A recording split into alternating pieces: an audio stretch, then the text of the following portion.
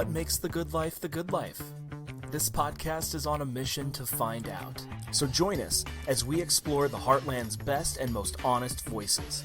Venture to all four corners of York County, because when it comes to quality of life, it's all about keeping it local. Brought to you by the York County Development Corporation, this is 17 County. Thank you for listening to this episode of 17 County. Please take the time to like, subscribe, and listen to our podcast. Listeners like you are what makes this podcast happen, so we appreciate the continued support. We would also like to take the time to thank our members, AgriProducts, Cornerstone Bank, Central Valley Ag, Henderson State Bank, York News Times, Black Hills Energy, Collins Aerospace, Southeast Community College, and York Medical Clinic. Without these great members, we wouldn't be able to do what we do here at the YCDC and focus on the growth and development of York County. So thank you. Jesse Thieman, an avid quote connoisseur and lifelong learner, is the production manager at Cyclonaire here in York. Originally from Petersburg, Nebraska, he's used to the small town lifestyle and living. Jesse, his wife Sherry, and their two kids Brody and Morgan live in McCool Junction, along with their two lizards, Sunny and Ollie. The Thieman family loves to camp, travel, and stay involved in the community, so thank you so much for joining me today. You're welcome. Thanks for having me. Absolutely. So just to get started, kind of get used to the podcast feel, tell me one interesting fact about yourself that people may not know, even if they know you. Oh, I've had 2 heart surgeries. Oh, wow. Before I was 21 years old. Really? Yeah. Interesting. Yeah, I did not know that. No. Wow.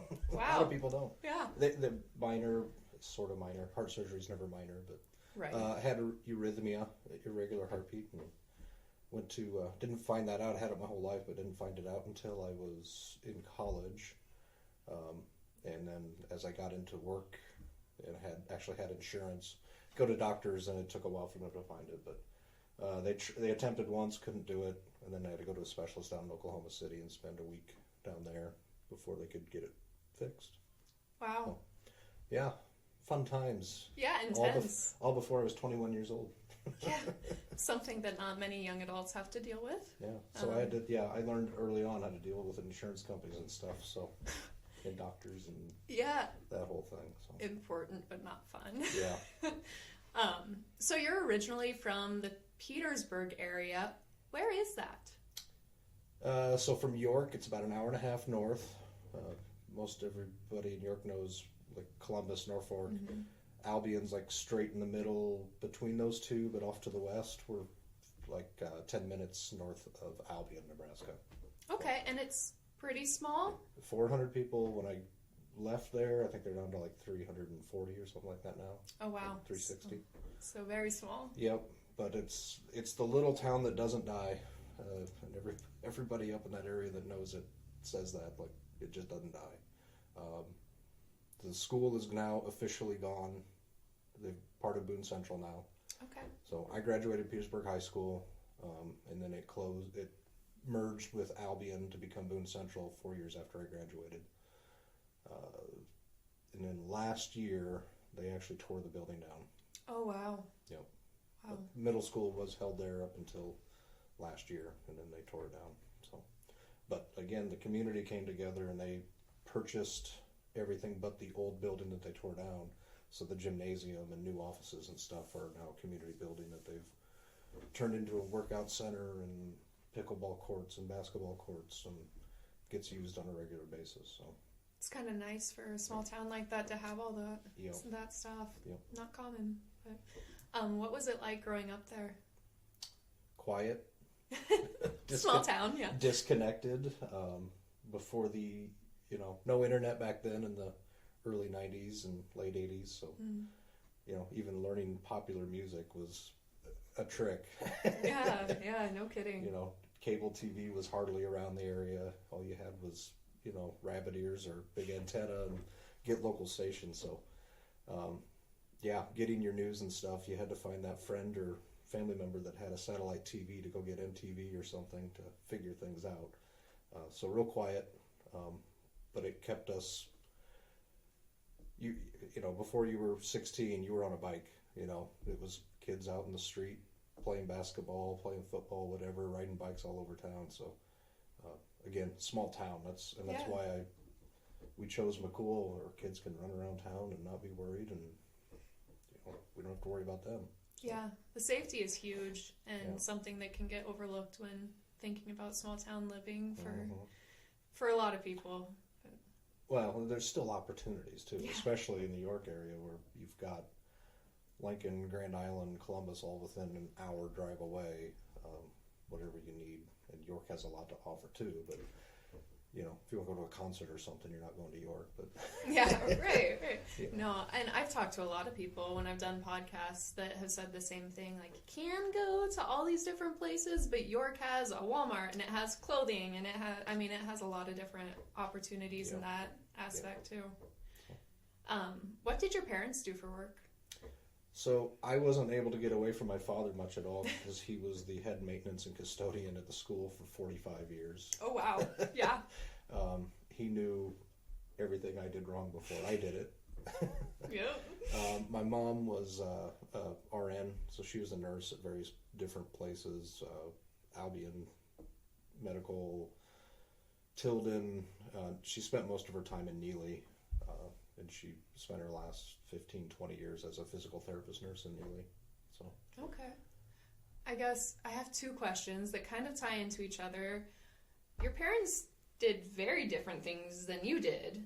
So where did this interest kind of spark from? So my dad, I kind of did the similar path. My dad didn't go to college, but he was a maintenance guy. So he was repairing things, and I kind of got that. Besides him being a maintenance man, him and his brother ran cattle, so I was an indentured servant. Of course. Me and my brothers and my cousins and stuff were every evening after school or after sports stuff or whatever we were doing, it was go out and take care of cattle. And then every weekend it was go do repairs, do work cattle, things of that nature. So I got used to fixing things. When things broke, whether we broke it ourselves, we'd fix it before Dad would figure out or Uncle would figure it out, or if just natural things break down, we'd fix things. So working on cars, working on tractors, running fence, doing construction, repairing steps on the barn or repairing the barn itself, whatever it was. But then I really didn't know what I wanted to go to school for, but I had that itch to build things and fix things. And I also loved electronics. So ended up touring different schools and stuff. The 4-year, I was accepted into UNK and UNL, and I'm like, I just don't want to do 4 more years of school. And I kind of fell in love with SCC's program and their electronics and all the things that they were doing. So I just kind of dove in and kind of went with it. Yeah, so what was your degree in specifically? Electronic engineering technology. So okay. A lot through that at that time, that program, and it's kind of been dismantled. I don't know what they call it now. Something to do with electrical engineer or something, but it was a lot. Prior to me being in that program, it was TV VCR repair. Okay. So there was some of that circuit board repair. So we fixed TVs and home stereos and car stereos and stuff for part of like 1 quarter. And yeah, I actually repaired a lot of friends' car stereos and stuff, and parents' TVs and cousins' VCRs and things. For those that are younger that don't know, VCR is what we used to watch movies on. Okay, yeah. But then got into computer programming, actual base code programming of computers, developed our own circuits to build computers, and then get into industrial controls and telecommunications, transmissions, and things of that nature. So it got into a broad range of things, that program did.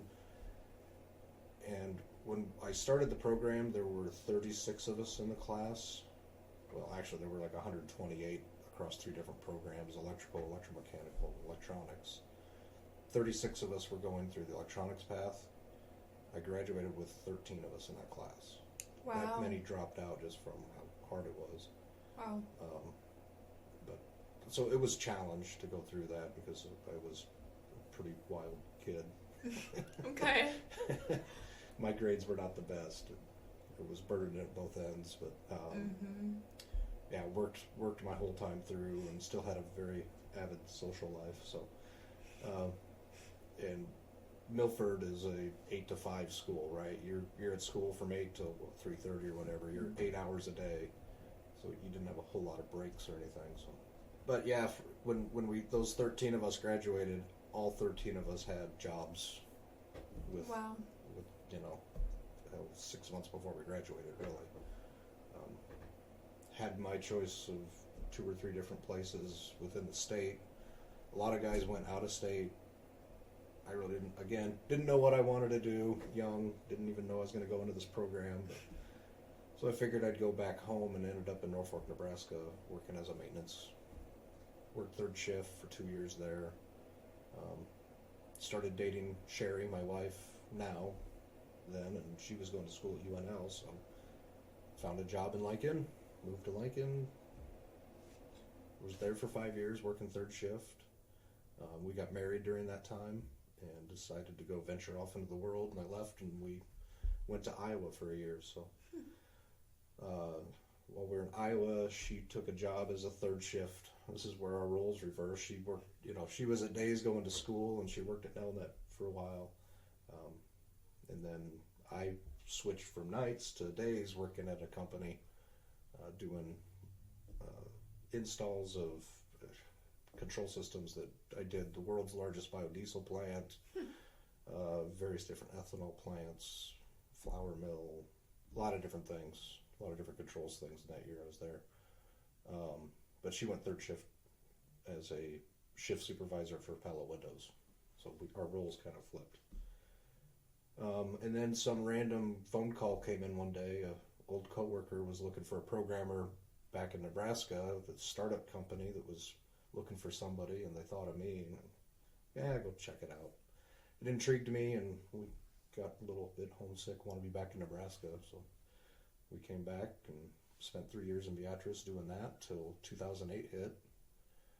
That's when the housing market crashed, and this was in the hardwood flooring industry, so didn't last very long. Yeah, right. 3 years, and right. That's also when we found we had our daughter Morgan, and then about 6, 8, 9 months later is when we found out Sherry had cancer. So we also found out that her job was leaving. She was working at Vicescript at the time, and it was moving to China. Yeah, and then I found out my business was closing because of the industry. So it was a rough time. 2008 sucked. Yeah, and with a baby too, yep. All on top of it. Wow. So then, I just started looking for new jobs, and she obviously wasn't going to be working, going through treatment and everything, and just losing her job. So just used my networking, and somehow this company called Cyclonaire got a hold of my resume from one of my contacts, and got a phone call from a guy, and talked to him, and then I'm like, yeah, sure, I'll come in for an interview. I said, I got a couple other job offers right now, BD in Columbus, and another place in Lincoln, and another place in Friend, Tuttle Manufacturing. But met with them, met Scott Schmid, and I'm like, okay, this place is kind of cool. Yeah. Don't know what you guys are really doing, but I'm like, yeah, I'll give it a try. Like, I need something. It seemed boring. I'd been doing very advanced programming and control system development. I'm like, I need something boring while my wife's going through treatment. I was so wrong. There has not been a day. I've been at Cyclonaire for 15 years now. There's not been a day that's been boring there.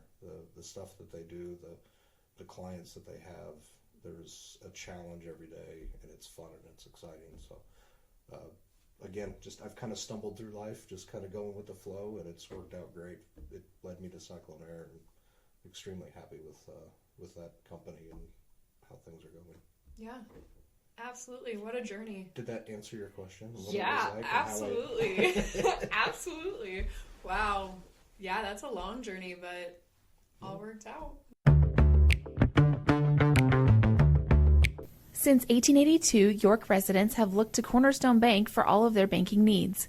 Visit any of our 46 locations throughout Nebraska to discover the Cornerstone difference. Cornerstone Bank, member FDIC, equal housing lender.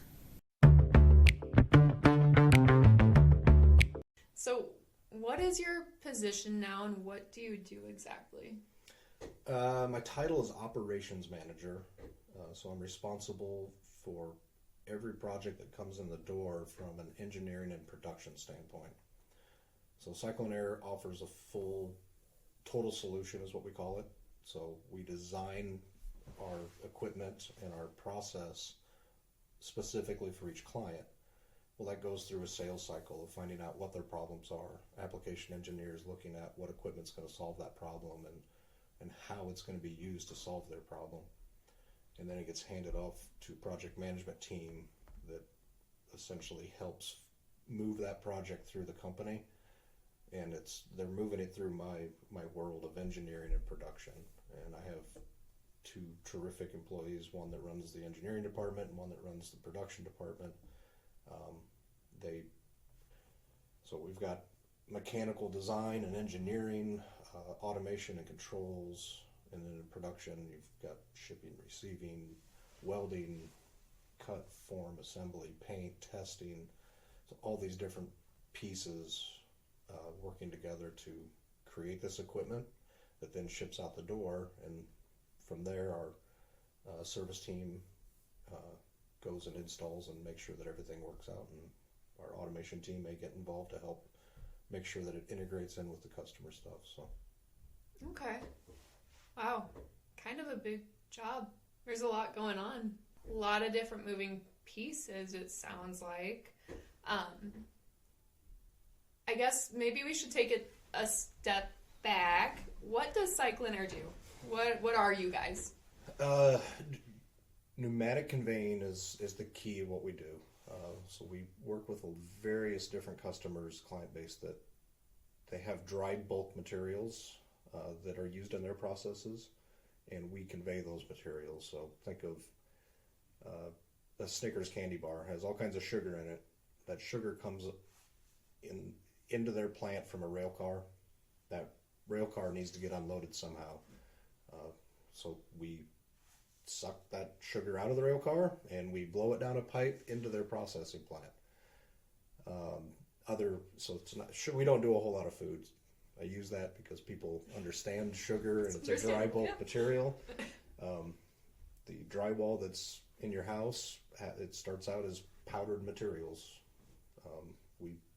We move that stuff. We move the cement that goes into the concrete and the fly ash that goes into the concrete, the carbon black that goes into your tires and the silica that goes into your tires, the lead oxide that goes into your car batteries, and all kinds of different industries. We move diamond ore that goes into industrial diamond manufacturing, into abrasives and things of that nature. So huge amount. There's everything that you touch every day has some sort of dry bulk material in it. You don't even realize it. I didn't know it till I started working at Cyclonaire. So yeah, interesting. Well, and it makes you wonder how many things we use today have been touched by Cyclonaire at some point. I mean, there's probably a good amount that we just don't realize. Yeah, you look at everything around this office, the paint on the walls. We work for paint companies that move material for them. It's the dyes and stuff in the carpet, and yeah, the drywall on the walls. So. It's crazy. Yep. Absolutely crazy. Shifting gears a little bit, let's talk about family. So your kids are pretty heavily involved, and your wife is a teacher at McCool Junction, which means that she's going to be pretty heavily involved too. From your experience as a parent, as well as being married to faculty, what would you say is special about the school system? McCool Junction is like one of the most inclusive schools that I've ever seen. I mean, and I came from a small school, but McCool's unique from the standpoint of everybody's the same. It's not from the faculty and the student base. Everybody knows one another. They treat each other like family. It's really cool to see. So, I mean, I'm sure there's other schools out there like it, but there's just something unique about it in McCool. The kids come back and they just grab Mrs. Thieman and give her a big hug, and it's just kind of cool to see. Yeah, and from the outside looking in, I've never really been involved in McCool's anything until my husband started teaching there. And the community rallies around the school more than I've ever seen. I mean, the community just really, they love that school. They love the students, and they're there. Yeah. When you have a town celebration, it's Mustang Roundup. It's all around the school and everything that goes on. So. Yeah, absolutely. So you personally are pretty involved within McCool too. How did you get to that point? What all are you involved in right now? President of the Booster Club, coaching Pee-wee football, Pee-wee basketball. I'm sure there's something else in there I don't remember, but community club. How'd I get involved? I can't say no to people. Voluntold. No, and I look at it as I want to be able to help. I mean, when people come and ask, I'm like, I whatever I can do to help. I, again, come from that small town where it takes a village to make it a happy place to be, to make it a good place for my kids and all the kids in the area and the families to enjoy living there. And if we don't have volunteers that are helping out to do that, then it's not going to happen. So, when people ask, I usually say yes. There's been a timer there where I can't commit, but I try to do my best to help out whenever possible. Yeah, absolutely. I guess we're gonna move on from the interview session, kind of. The rest is kind of it, email or interview. Yeah. Anyways, so this one's for you. It's meant to highlight you. Anything exciting you have going on, work, home, hobbies, something you want to brag on? Not really. I'm not much of a bragger. Again, right now is basketball season, coaching my son's 5th and 6th grade with Mr. McDonald, who's been running that program a long time. And again, I kind of just jumped in to help out there too, just because I know he was busy with high school basketball and everything else. Being the superintendent of the school, he's a busy guy. It's been a fun experience. I knew all those kids from football season, so it was fun to get to jump into basketball, sport I love. So yeah, I'm sure it's a fun but challenging thing to coach your own child. Yep, it has its moments. Yeah, I'm sure. I can only imagine. So, new segment. We call this Hot Potato. So I'm going to throw a question at you. If you want to think about it, I won't yell at you. But it's meant to be quick. Take it and throw it back. 42. I don't know if that would fit in, but, we'll go with it. Who would you say is your biggest role model? I know. Probably my grandfather. Okay. Both of my grandfathers, actually. I look back to, they lived through the Depression. One of my grandpa Parks, my mom's dad, lost his arm in a tractor accident, but still ran an entire farm. My grandpa Thieman lost his dad when he was 10, 12 years old. Wow. And had to take over the business, the thrashing business, at the age of 12 years old. I mean, wow.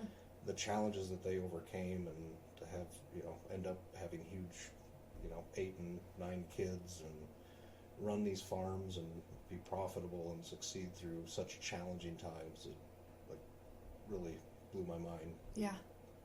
Granted, I wasn't thinking about that when I was 13 years old. But right. Now that I look back on life, I'm like, yeah, they really did. And I look at, the work ethic and things that I have. People will ask me sometimes, where'd you get your work ethic from? Why are you always working? I'm like, I guess I learned it from my grandparents. Yeah, learned it from the best. Absolutely. Yeah. People from back then are just, there's something else. I mean. Yep. Yeah. Best part of your job? interacting with different people every day.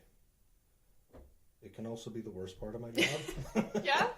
But it's so much fun to be able to work with people and solve problems together, to, you know, come together with an issue and overcome that issue together with a win-win resolution.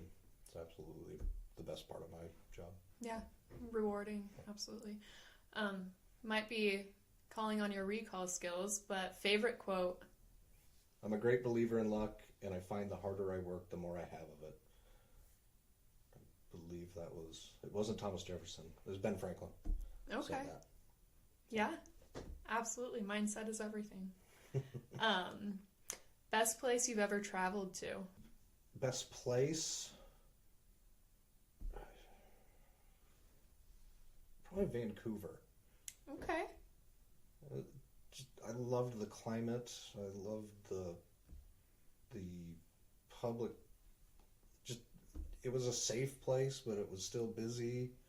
And I don't like big cities, but it was cool. You had the ocean right there and everything. But I went there for work. Okay, yeah. Best place that I've been with, like, my family, or with Sherry anyway, was Oregon. Again, West Coast, ocean, that the whole Washington, Oregon area. It was really cool to be in that area. I've never been, but I've heard it's beautiful. Yeah. So let's say you're trying to recruit a staff and they were trying to decide if they wanted to live in York County or one of our neighboring counties. Why would you want them to move to York? What would you say to persuade them? Or McCool even. Right, yeah. One, if they're family, to me it's a no-brainer. You're a smaller community, it's a safer community, there's more personalization. You're going to have that family feel to where, again, it takes a village to raise, you know, that'd be my big selling point. It is more difficult, I find, you know, when we've got single people trying to get them to move to York County. They want to be closer to Lincoln and Omaha, but we do have some that we've relocated a kid from Montana again. He lives here in New York. Wow. He's been here for 2.5, almost 3 years maybe, I think. And interesting. Yeah. Big move. Yeah. Wow. So we're pretty much wrapping up. So do you have any words of wisdom, anything to tell people looking at York, looking at Cyclonaire? That was the toughest question. I know. I'll go back to my whole comment before. I've never been bored working at Cyclonaire. I've never had and in York, in the city of York and York County, I've never had a day where I felt like, why am I here? You know, there's always something going on, whether it's a basketball game, a football game, a one-act play, something's going on always in this county or in this area too. So, never bored. Yeah. Always something going on. Absolutely. Well, thank you again for joining me today. Thank you. And I guess best of luck in the next few months with all the craziness that is work and basketball and everything else. Life. Yeah. Yep. All right. Thank you. Thank you. We would like to once again take the time to thank our members, the people that help us drive change at the YCDC. We would like to thank Agri Products, Cornerstone Bank, Central Valley Ag, Henderson State Bank, York News Times, Black Hills Energy, Collins Aerospace, Southeast Community College, York Medical Clinic, and thank you, our listeners, for continuing to give us your time and support. This is 17 County, a new podcast brought to you by the York County Development Corporation in Nebraska. For more information about life and opportunity in the Heartland, visit yorkdevco.com. Come grow with us. And if you liked this episode, be sure to rate and review 17 County on Apple Podcasts or wherever you listen.